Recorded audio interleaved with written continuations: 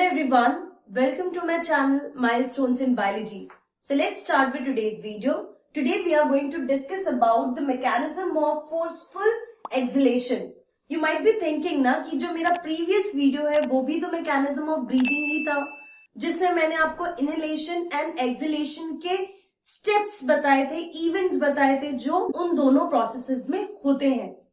But if you remember, I told you that the inhalation is an active process where ATP is required because muscles are contracted, whereas exhalation is a passive process and ATP is not required there.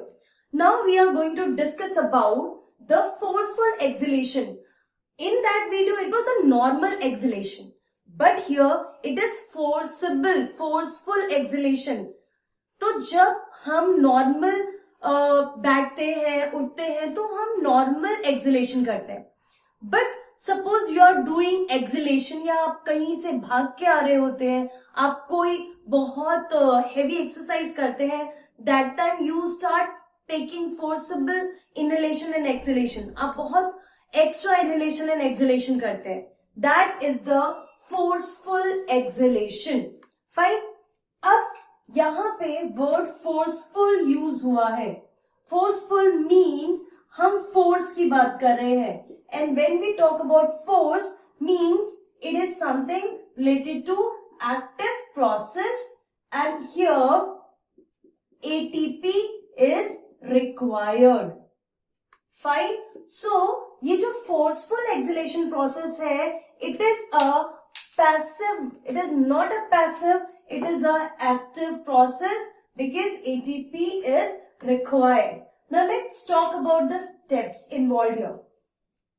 अगर मैं normal exhalation की बात करूं, let me write over here normal exhalation. इसकी बात करूं तो इसमें कुछ common steps थे, जैसे relaxation of diaphragm, relaxation of external intercostal muscles. Fine. ये दोनों जो होते हैं रिलैक्स होते हैं.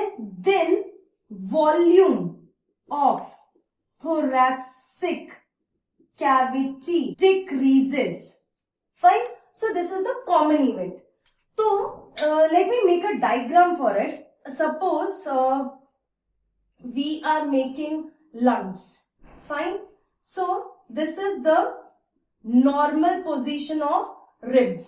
This is the diaphragm and this is the normal position of ribs. Fine. Now this is the position while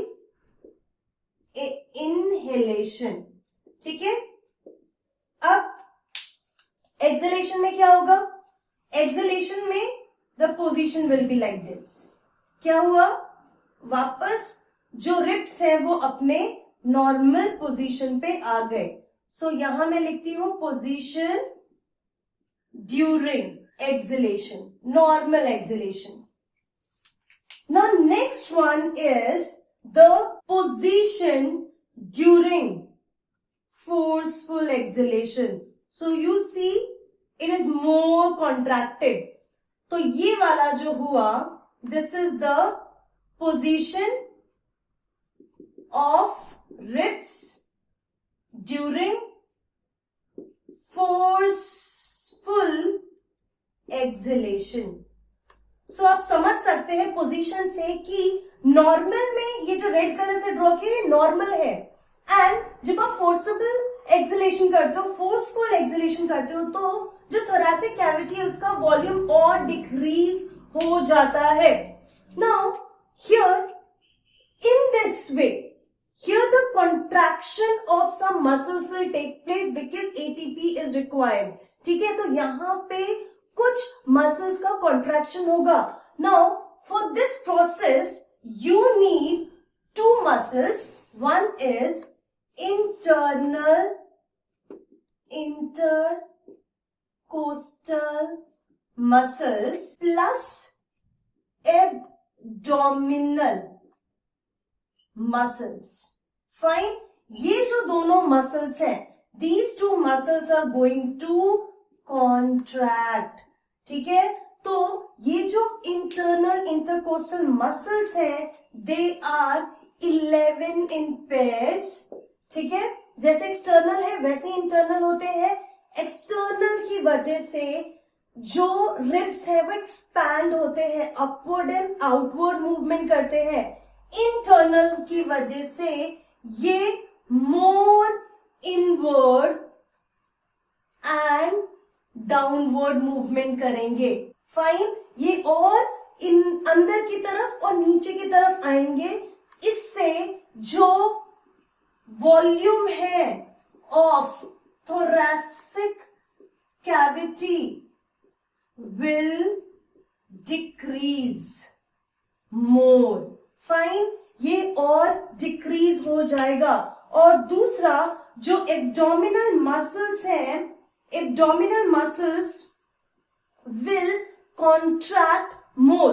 तो जो वो कॉन्ट्रैक्ट होंगे उसकी वजह से क्या है, ये डायफ्राम को और ऊपर पुश करेंगे, जिसकी वजह से thoracic कैविटी का जो वॉल्यूम है वो और डिक्रीज हो जाएगा।